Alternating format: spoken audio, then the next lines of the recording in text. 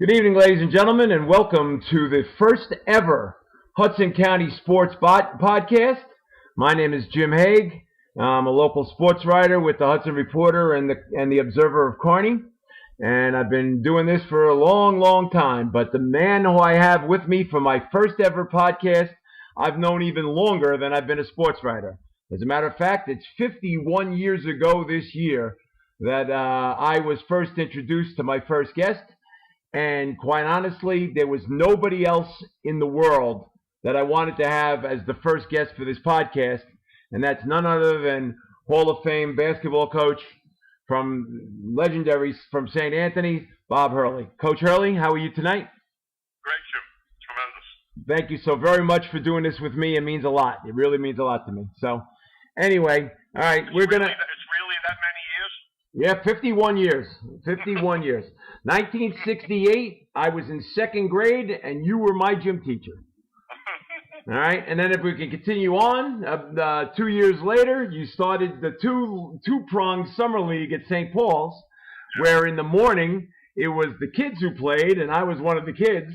And then at about 5:30, 6 o'clock, the superstars came and played. And that was an amazing league to watch. And you entrusted me tremendously by letting me keep score. And I was only 10 years old, and you let me keep score. And in your book, you mentioned that you paid people for that, like $10 or whatever it was back then. And I'm still waiting for my pay. So I mean, I think I got paid, like I think I told you, in olive loaf sandwiches and apple juice and a pear. So that could be true. And I think the child labor laws were an issue with whether we could pay 10-year-olds an hourly wage at that point. Yeah, see, but I had my working papers. I had my working papers already. Yeah, I already had my working papers, and incredibly, I also had my Social Security card at age 10. And that reason for that is that my father passed away. So I went to Journal Square to apply for the Social Security card. And the woman behind the counter said, "Oh, little man, what are you here looking for a job?" And I said, "No, my father's dead." And you could just see the face in the woman drop, like, "Oh God," like. So that's where it is. And I mean, that summer league when I played meant the world to me.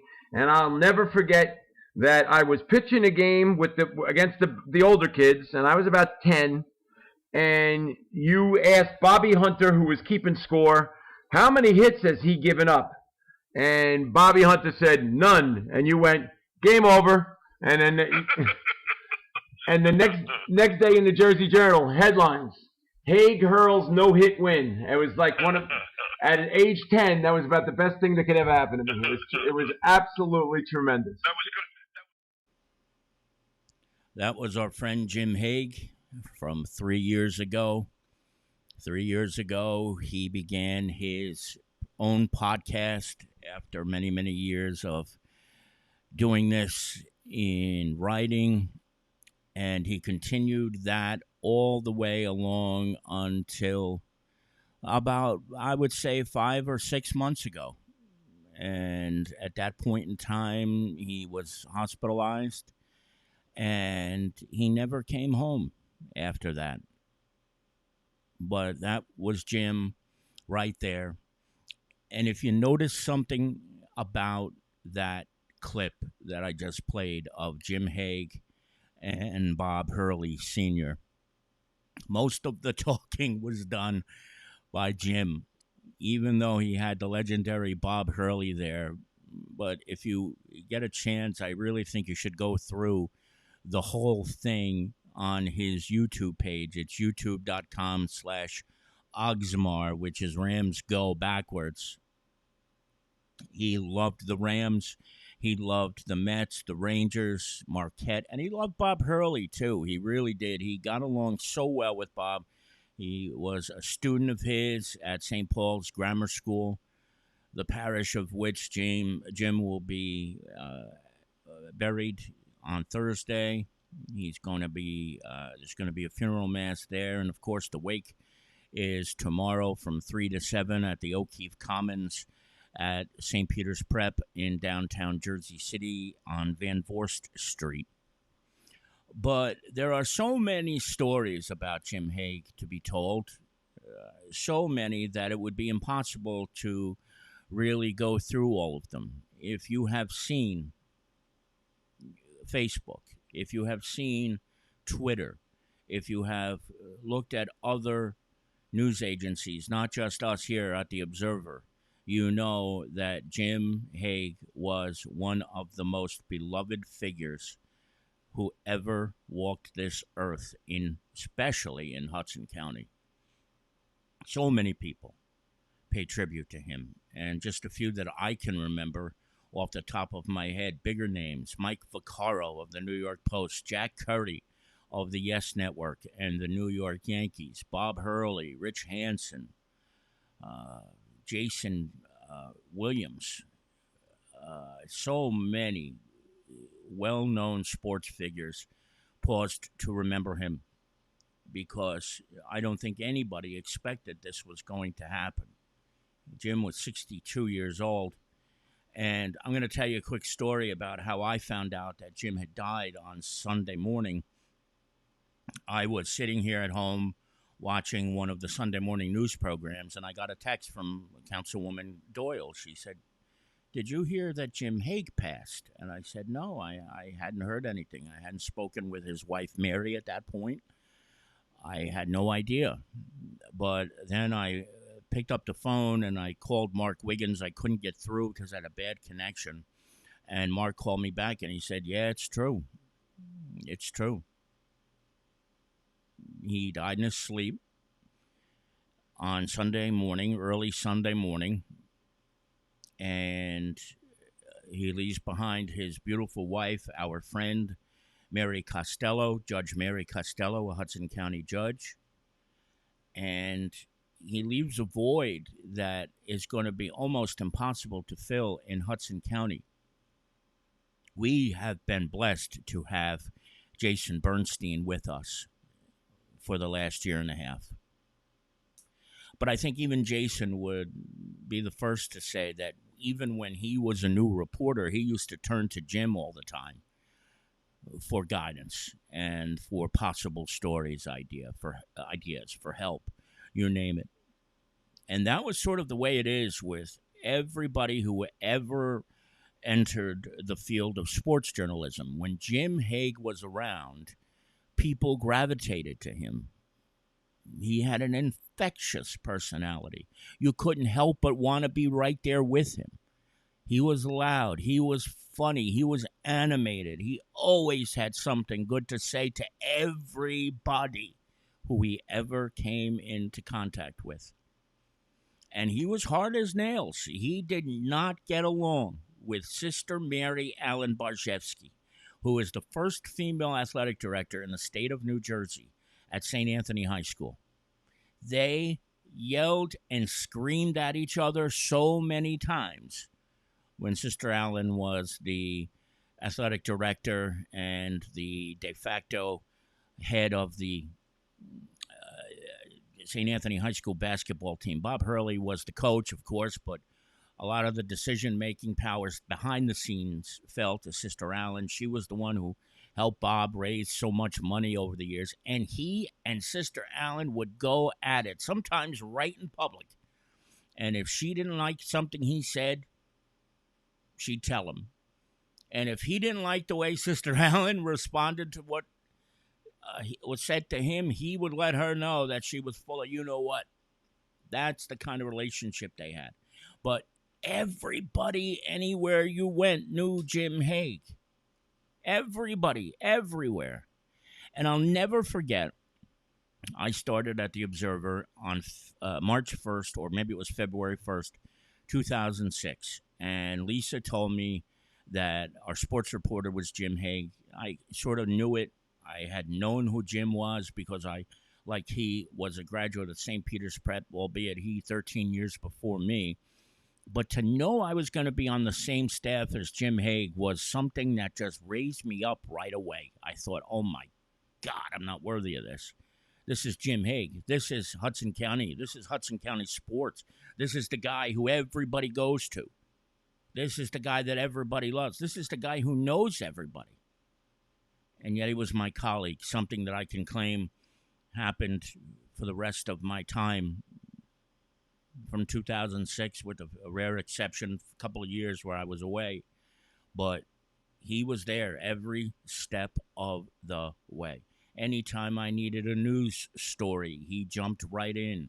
Anytime I needed a story he may not have known about, those rare occasions, he went to bat every single time. And the kids absolutely adored him. Every single athlete who ever stepped foot in Kearney High, Harrison, Belleville, Nutley, North Arlington, Lyndhurst, you name it. And beyond that, I mean, going to St. Peter's Prep, Queen of Peace. I'm going to leave out Queen of Peace for now because it's closed, and boy, did he ever butt heads with the powers that be at Queen of Peace. He certainly never held back his feelings about the way Queen of Peace was run, and to most extents, he was right.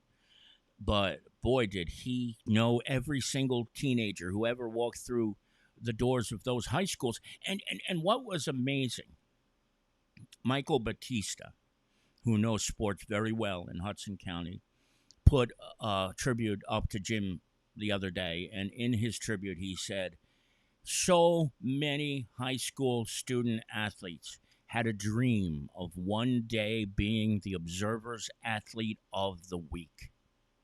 Can you imagine that? And there were so many of them. There were hundreds of teenagers who were Athlete of the Week over the 20-plus years that Jim was the journalist here at the Observer. And there were others, too, when he was at the Hudson Reporter and other newspapers. He wrote for every newspaper, including the Associated Press. He covered professional teams. He covered the Knicks, the Nets, the Devils. I remember I was watching a Devils press conference once on NewJerseyDevils.com, and there were questions about, I can't remember who the athlete was. It might have been Marty Berdeau's retirement. And all of a sudden I hear Jim Hague, AP, and that voice just boomed right through. Everybody knew who he was. Everybody loved what he did. And so now that he is gone, taken away so suddenly at age 62, I try to think about how different life is going to be without him. Since he retired, we would see him all the time. He drove around in his big Dodge Durango, and he would always stop if we were outside in front of the office, and he would chat. And those chats, to me, on a personal level, I'm going to get a little selfish here and tell you how much they meant to me, because here I was. I'm 13 years younger than Jim. He graduated prep in 1979 and I in 1992. To hear Jim Hague talk was like listening to my greatest mentor, my greatest hero, somebody who I looked up to, somebody who I loved so much. And to know that he would stop and talk to me about the New York Mets, the New York Yankees, the New Jersey Devils, the New York Rangers, go on and on, the Rams when they won the Super Bowl a couple of years ago, was the thrill of a lifetime that I will never forget. And if it happened to me, imagine what happened to those hundreds and hundreds, maybe even thousands of teenagers who played sports in this area and in other parts of Hudson County, who, when they got that phone call, would hear, Jim Hague here. And that's how he started off every call almost. Jim Hague here. And when you heard those words, Jim Hague here, on the other side of the phone line, you know what you did? You took the call. And if you saw his number on your caller ID, you answered the call. You didn't send it to voicemail. You didn't wait and say, I'll call him back. You took the damn call because it was Jim Hague. And if you missed that opportunity, you may never get it again. And that's why so many scores of coaches and athletes and school administrators and alumni from schools where he covered just loved him. And his colleagues did too. You really have to look at what Mike Vaccaro went through over the last couple of years. Mike Vaccaro, who is probably one of the preeminent sports columnists in the United States of America, who works for the New York Post now, recently had his 2 legs amputated. He has diabetes, and he had to have them both amputated, and he had to learn to walk again. But Mike Vaccaro, in the midst of his own suffering and in his trials, couldn't say enough wonderful things about Jim Hague. He walked on water. And in so many ways, he really did. He was able to do it. When he walked into a room, he instantly took it over. He commanded respect. You shut up and you listen to everything he said, and he had plenty to say. He did. If he stopped when you didn't know he was coming, you had to give him at least a half hour. If you had to go somewhere, you canceled it because you stayed and you waited because you knew you were going to have to at least be there for a half hour. That's just the way it was. Because he could talk and could he write like I've never seen. I remember one week, there was a week, which he never missed a week, by the way.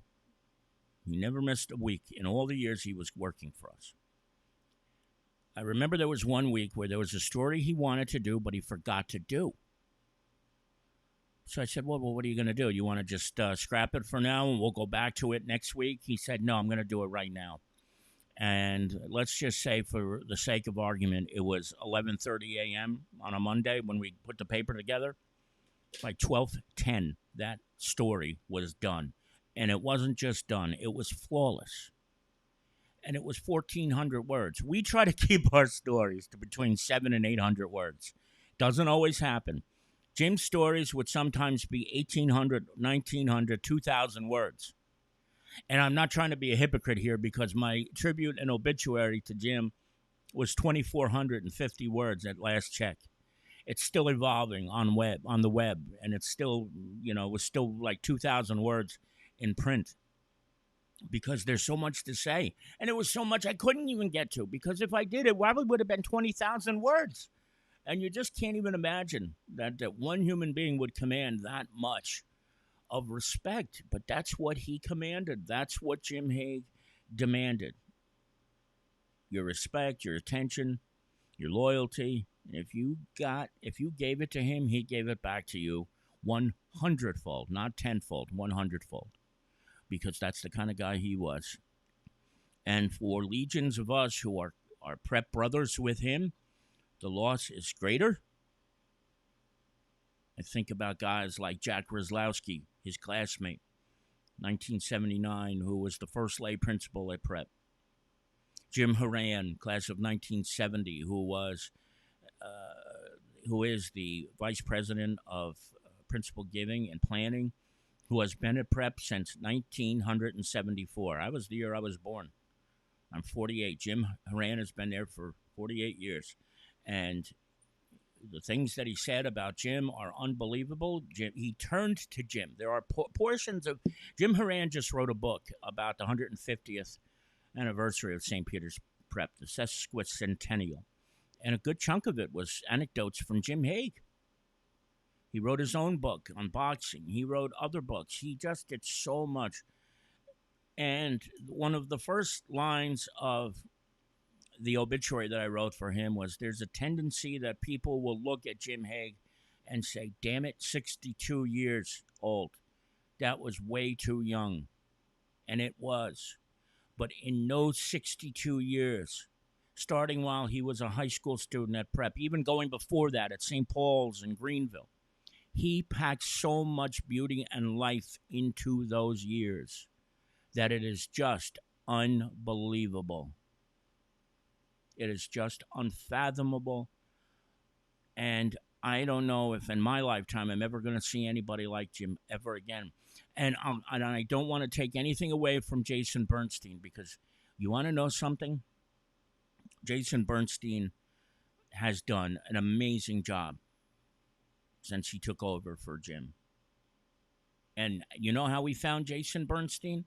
Because without being asked, Jim Hague went out and found Bernstein for us. And within half an hour after we met Jason, we knew we had to hire him. And it was a stake that it was something that none of us regretted for any reason whatsoever. We knew we made the right decision. But as I said, it would be impossible to say there's anybody to replace Jimmy. It'll never be the same. This is John Paul Mannion, who is a prep brother of mine. He graduated from St. Peter's Prep in 1993, and he loved Jim Hague. His whole family, the Mannions, loved Jim Hague. A true prep and Jersey City guy. Looked after my brother Mike when they were at Marquette. Jim as a senior and brother as a freshman. Loved how he continued to call Marquette as Warriors and not Golden Eagles. Mike Mannion. John Paul Mannion. Brendan Mannion. There's so many Mannions I could just go on, and I believe, John Paul, you can help me out here, but I believe that's Mom right there, right? In that photo, Joan. If it isn't, God forgive me, but I just can't tell because she's wearing a mask.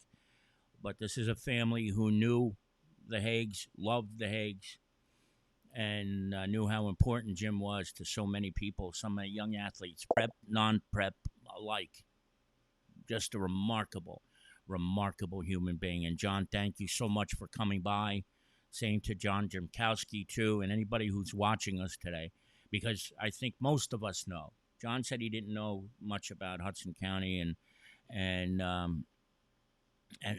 Jim, but Jim was an incredible guy. Too short a life for Jimmy. And at 62, remember tomorrow from 3 to 7, he will be waked at St. Peter's Prep. And here's another thing, just FYI, that was indeed Joan Mannion right there. That's Joan Mannion. That's John's mom and Brendan's mom, Michael. I'm not going to start rattling off names because I know I'm going to forget one. Maureen. There are many Mannion brothers and sisters. But Jim is going to be waked tomorrow at O'Keefe Commons at St. Peter's Prep in Jersey City. The last person to be waked at St. Peter's Prep, Matthew. How did I forget Matthew? Jesus, thank you. The last person to be waked at St. Peter's Prep was Tony Azzardo, the Jesuit priest who we all loved and you've probably grown tired of hearing about. Tony was a legend. And when Tony died, Jim knew he wasn't going to be able to get to his wake and funeral because Jim was in rough shape at that point in time when he was over at Kessler. And now, just a couple of weeks later, Jim Hague is being waked at O'Keefe Commons at St. Peter's Prep in Jersey City. And you want to know why the wake is happening there and not at McLaughlin Funeral Home, where he had wanted to be waked because his mom and dad were both waked there? It's because it's a big facility and a funeral parlor on Pavonia Avenue in Jersey City or on Belgrove Drive, let's say, using Mark Wiggins as an example, simply wasn't going to be big enough. And that's why it's happening at O'Keefe Commons, which is a former church. It's the former St. Peter's Church that's been converted into a meeting space. And there will be thousands of people there tomorrow. Just be prepared if you're going. There will be. And Tony was the last one to be waked there. And before that, I'm not sure who it was, but I know this. Very few people are waked at St. Peter's Prep. Very few people. And while I'm sure there have been some, I don't think many are people who are not Jesuits. Mostly very few who are non-priests. And as you may have heard in the background, I have one of my ringtones is Meet the Mets, and it was going off in the background. And how ironic is that? Because Jim Hague loved the New York Mets, and I hate that he never got to see them win a World Series after 1986. He was only 8 in 1969 when the Mets won. I truly don't know the answer as to how much he knew about the 1969 team, but he certainly did love the Mets. And so we pay tribute to our friend today, the man who we lost at 62, who will be laid to rest Thursday following a liturgy at St. Paul the Apostle Church in Greenville, Jersey City.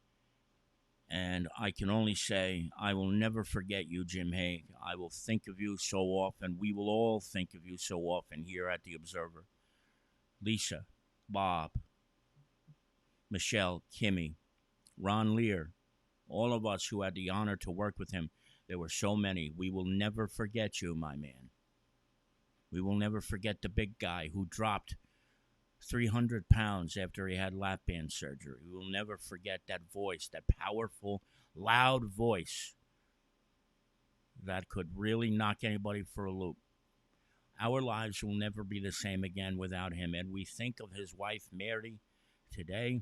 Mary is probably going through hell right now. They have been married since 1985. And she woke up today and on Monday without him, not having to go to Kessler to see him, but instead having to go to McLaughlin to prepare for his funeral. How do you recover from a loss so great? But if we take his spirit that he leaves behind, if we take the love that he gave to all these kids who he didn't know before he met because they were athletes, if we take the reality that he was a true Jesuit in his own way, as a man for others, that's enough to sustain anybody and keep you going forever. If his memory is kept alive, he will never be forgotten. And we will keep his memory alive as we rename. Lisa and I were talking about this, and she agreed that it was the absolute thing to do. The Jim Hague Athlete of the Year. There will be one girl and one boy who each year, who from now on will always be known as the Jim Hague Athlete of the Year. We wanted to do it in 2022 when he first retired. He wanted no part in it because he was alive. And so just 3 days after he loses his life, we can say it now with ease. He will forever be part of the Athlete of the Year, and there's nobody who deserves it more. And we will always remember him for all the things he did, not just for us, but for all the teenagers in Hudson County, all the coaches in Hudson County, and for all the lives that he touched. And did he ever touch so many? When Tony Azzardo died, I said he wasn't a man for others. He was the man for others. Jim is pretty close in his own way. He has touched my life in ways I never could imagine, and I'm sure he has with you. And I will never forget my dear friend Jim Hague. God rest his soul, and may he rest in peace. 2 o'clock. I'm going to wrap it up in a minute, but before I do, just a quick note on the front page. You can call me Judge Al is the headline, and that's because, in all likelihood, at some point this year, Al Santos will resign the mayoralty of Kearney and become a judge. This is a big thing because for 23 years, Al Santos has been mayor of Kearney. In this new millennium, there have been no other mayors. So here's what happens. If he is appointed a judge before September 13th, there will be somebody who is appointed to replace him interimly, and then there will be a special election in November. If he is appointed to the bench after September 13th, or on September 13th, I think that's the date, it's 12th or 13th, then somebody will be appointed mayor, and then in 2024, there'll be another special election. Regardless, there will be a special election in 2024, whether the mayor resigns in July or June or September. While there are no known candidates of people who would want the position, the logical person for the job is Carol Jean Doyle. She has been a councilwoman for 27 years. She ran for mayor unsuccessfully in 1995, and if she were to become the Kearney mayor, even temporarily, it would finally be full circle for her. She's got the most experience of anybody, and I got to be honest with you, even though I do occasionally speak with her on the phone, we don't talk about the election, so I don't know if she's even interested. But logically speaking, she would be next in line. And my guess would be that she would probably want to serve to the end of what would be Al's term, and then probably right off into the sunset and retire, at which point then you start to wonder who might want to run for mayor there. Would it be somebody like Jerry Facito or Pete Santana. Jerry, I don't think necessarily would be interested. Pete, last time I talked, said he wasn't ready yet. I don't know if that's still the case, but I think he is certainly qualified. So we'll see what happens. We'll see what happens. And as soon as we know anything about whether the mayor will become judge, we will let you know. He has to have a hearing first before the Senate Judiciary Committee. That hasn't happened yet. And then there will be an up and down vote of the entire state Senate. And then we'll know who the next when he becomes judge and who the next mayor will be. And it'll be interesting, to say the very least. We will keep you posted on that. And I know one thing, Jim Hague would have been thrilled. I'm sure he was thrilled that Santos is going to become a judge. And I'm going to take a personal note and say congratulations to the mayor on this fine achievement. Al and I were bitter enemies at one point. We ran against each other in 1998 for councilman, and he beat me soundly. Then he ran the next year and became mayor, but we have become good friends since then. I don't hide that fact. I try to be as fair as I can when it comes to covering him. But this is a big deal, or a big effing deal, as the president would probably say. And so we wish him all the luck in the world, regardless of when he does take over as judge. And it will be definitely interesting to see what happens as far as his replacement. It is 2 minutes after 2. Canessa here with you on the Observer Live. That's going to do it for this edition of the Observer Live. Don't forget, 2 pages of classifieds in the back of the book. Please check them out. There's so many extras this week. So if you're looking for a place to live and apartments for rent, and there's also a lot of job opportunities, please turn to page 16 and 17 and check those out. There's a lot to get caught up on. And as we do, as we say every week, if there's anything else that happens during the course of this week, we will join you live. If not, we will be back here with you 1 week from today. John Paul Mannion, thank you, buddy. Hope you're well, the whole family. All my love to you and to everybody. From the home studio today, Kevin Canessa signing off for now. Hope to see you back here again very soon. And I love you, Jim Hague. I will miss you. Goodbye.